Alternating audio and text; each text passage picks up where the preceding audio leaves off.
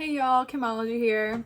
Got a different look going today. I don't really think red's my color, nor with like stuff with sayings on it that don't mean a lot to me, and my hair's in pigtails, which is also seems not me, but I washed my hair today and I think this kind of helps it come out better when I let it dry naturally. So anyway, here, Chemology exhibit. Today is exhibit 22, and the topic I'm going to do today is a little bit like something I've done before, and I'm not going to feel bad or weird about that because still trying to stop saying and I'm not going to start over. I almost just did that, which I'm not going to do that. I think that the more we talk about things, and even if it seems like you're beating a dead horse, which I think is a terrible expression, or you're talking about the same things over and over. I mean, the more I listen to people who are successful, I hear them saying the same things over and over and over again.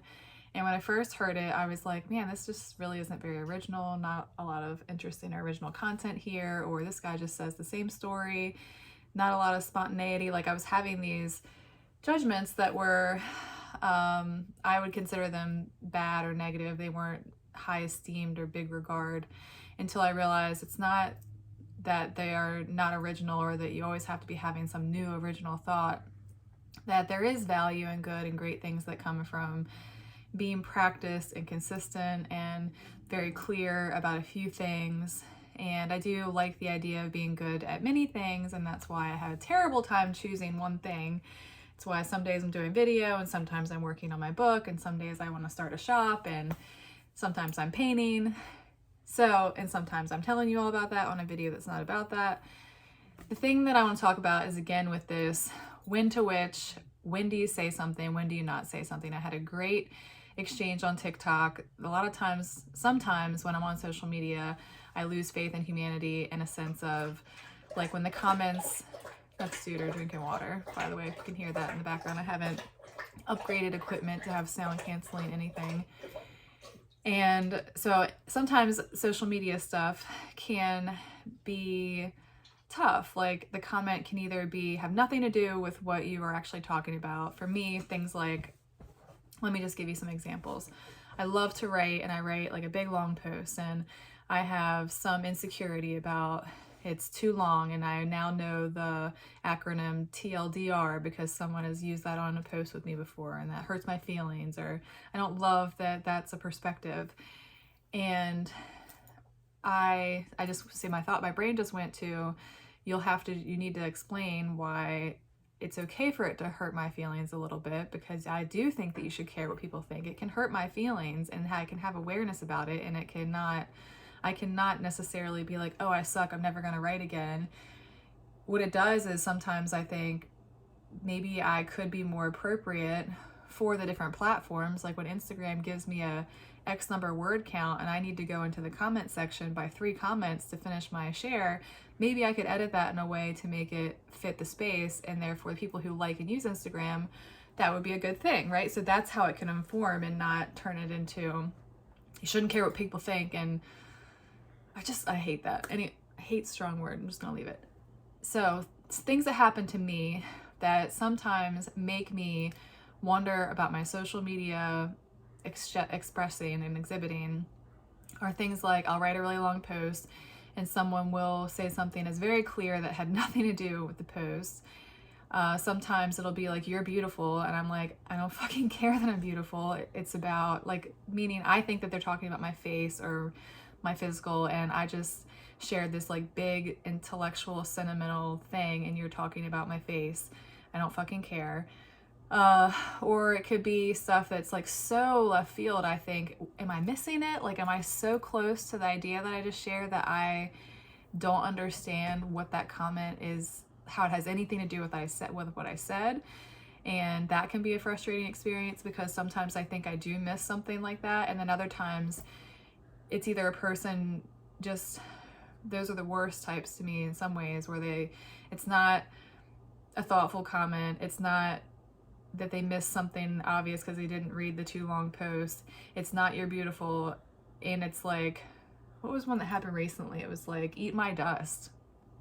And I was like, is that a bot or is that just a person who, and then I went in a direction of like describing those kind of people.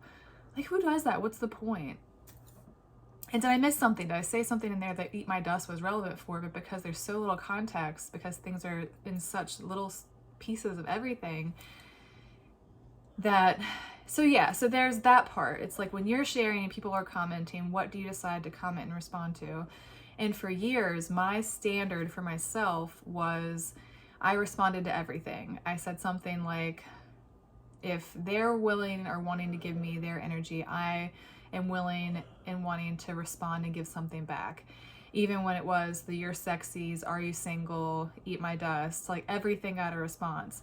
And then sometimes it was just like a thank you, because I was in the point where I was like, I do appreciate everything. I appreciate everyone's willingness or ability that they saw something and said anything. I think there's something to appreciate there. For a while, that's what I felt. And I think because I had that practice of I will respond to everything, that I was able to progress my feelings and thoughts about it, because after you responding to hundreds of comments and DMs that are all over the place of what types I've just described, it's the only way to have that experience to then decide, okay, this I don't like anymore, or this didn't work for what I want it to be, so I'm going to change it. But if I hadn't done that, I wouldn't have those insights or observations or thoughts, and what would I be progressing or changing it based on? So because I did that, I still respond to pretty much everything, and I have also gotten a lot more candid, used a lot more candor in my responses, more irreverent, letting that be. And I will say, like, where's the thumbs down for Facebook? I mean, I would really like to see a thumbs down for Facebook. On these apps that do have the thumbs down, I'm real excited about that. So those are some examples of comments. And then the other way is like when you see something and you have a thought, when do you say what you really think? Whether it's someone that you know who is sharing anything from, hey, I'm going through something, or hey, this is what I think about this thing. When do you decide to engage? And if you have a thought that is one that makes you think, maybe this wouldn't be well received, but this is really what I think, and maybe people aren't saying enough of what they really think, and maybe I'll be the one to do that. This might just be me, and I think it's probably not. And so then it's when I work on what are my rules for when I do and don't express, exchange, say, or type what I really think. And I got into this debate with a person on TikTok because I made a comment to something he said, and it ended up being like a really great debate. And I love that kind of thing because sometimes it goes in a way that doesn't feel well thought or very intellectual, and those are all my judgments. And sometimes it is like the person considers what I've said, I consider what they've said, and there's this volley that is really, some of my most ideal exchanges are that. And that's what happened on TikTok. So this guy responded to my question, which was, because he had had a poor experience where he had responded to someone and they felt like they were he was attacking him, and then he was defending her. I'm not sure exactly how it was perceived, but that's me making a very short version of it. And my question was, I think he said something like, maybe you shouldn't say it in these cases. And my big overarching question is like, what if we just all stop saying stuff? And the downside of that, like when we're not willing to say it, and making sure that we have really good rules, and I use rules in a really powerful and positive way, so don't get cringy when I say rules. There's just something I'm really, really passionate about. And so some of his explanations that I'm gonna pick apart in a very positive meaning, like I really appreciate the context and examples, were things like, he said, it's when it's not worth the effort, when the worst thing would be to keep pushing and forcing it, when it's not happening organically. All of those things are things I would say are meaning lack, meaning he may have them all very defined and they're not meaning lack. And I think often these are the kinds of things that we say that I don't think people have very figured out for themselves. Like, when is it worth the effort? Do you have it very clear for yourself what what is worth the effort? Is the effort worth it when it doesn't feel forced or pushed? Is there nothing you've ever pushed or pulled or really strived for that didn't become a good thing? So how do you decide that in this case it's not worth it? And so if then it's not happening organically or naturally, how many times have there been things in your life where it didn't happen naturally or organically, but it was really worth it? So if you use these words like, well, it's not worth it to get into it. Well, not worth it defined by what? What do you mean when you say it's not worth it? What would make it worth it? Do you know? Have you thought about it? And this is what came up for me, because I used those things initially when I was starting to work out my process for it. It was like, when it's not worth it, or someone would say that to me, I think actually what would happen. A lot of what happened in the beginning was like, I don't know how you have the time for that, or why you bother, it's not worth it. And I was like, I think it is worth it. If I could possibly put a seed of it, I don't really like analogies like that. If I could possibly make someone think a little bit differently, even if it's to the tune of they end up not liking me or I get blocked, maybe something like that becomes a positive change that I'll never know about or may know about.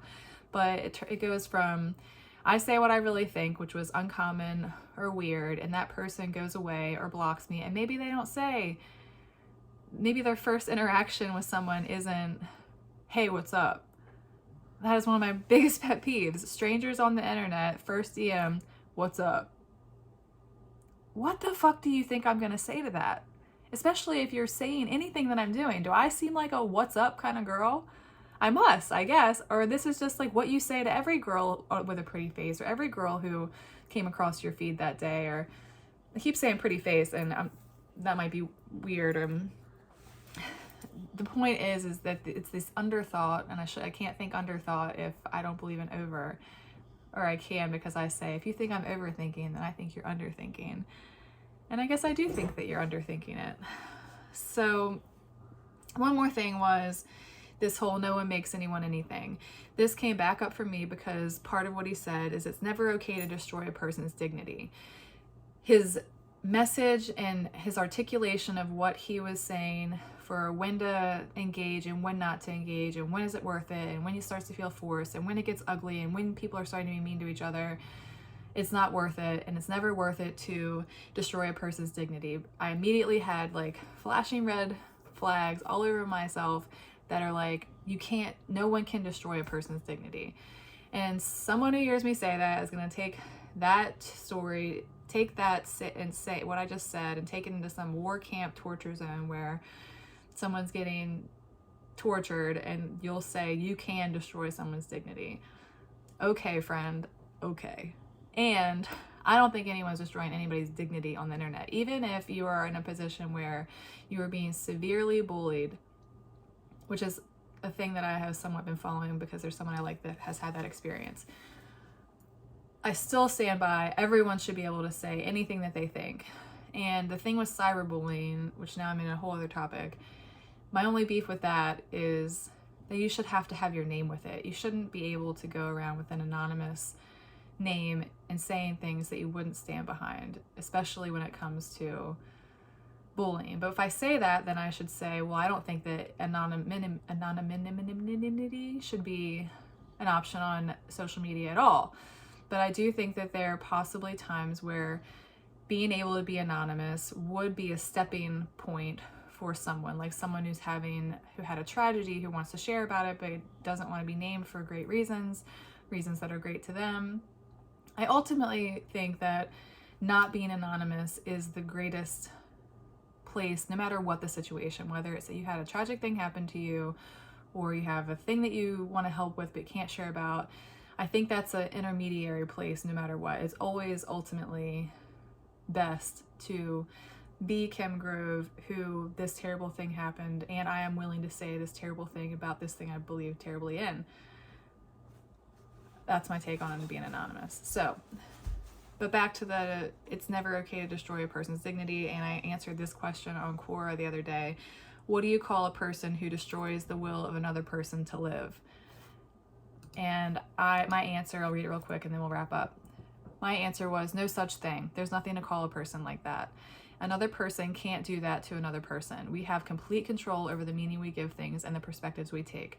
That's not to ignore or diminish how hard a situation may be, but ultimately no one makes anyone feel anything. I cannot destroy you. Whatever I say, I cannot destroy you. Bring in some physical stuff, it changes it a little. But physically or emotionally, intellectually, I can't destroy you. So whatever you're thinking about, whether you want to say what you really think on the internet or not, is not, I don't know, like how can we each define and suss out when to say it and when not to say it? And my concern, I guess you call it a concern, is that people have their rules and their things like it's not worth it, or I don't want to start a fight, or my rule is to be kind to everyone. And my biggest response to that one is, isn't truth kind? But truth is also often seen as unkind. If I said, I think you're doing a really poor job, if that's what I really think, but I say that to you, sure, there are lots of ways to say it. And I could also say it in a way that is not really saying what I actually think, and I know that you may not receive it that way. And is that actually kind? Last point, which I think is a big one. The other thing to this is that every time you do this, you decide for someone else. Every time you have a thought that you don't share, you don't give them the opportunity to decide for themselves. If someone thinks that they can't handle it, they can't handle the truth, or me telling them what I want, I don't think that that's what they want, so I'm not going to tell them. You are constantly omitting information and limiting other people's possibilities and opportunities to make decisions for themselves. Would you want someone else doing that for you? That's it. Ciao for now. That was kind of a harsh ending, right? I just feel like I got long. It's now 17 minutes and I was all over the place. And this is a topic I'm really passionate about. If you have questions, comments, or examples of where you think this could be debunked, my theory, my framework, it doesn't work, it doesn't hold up, please share. Those are some of the most powerful places that I develop my own theories, frameworks.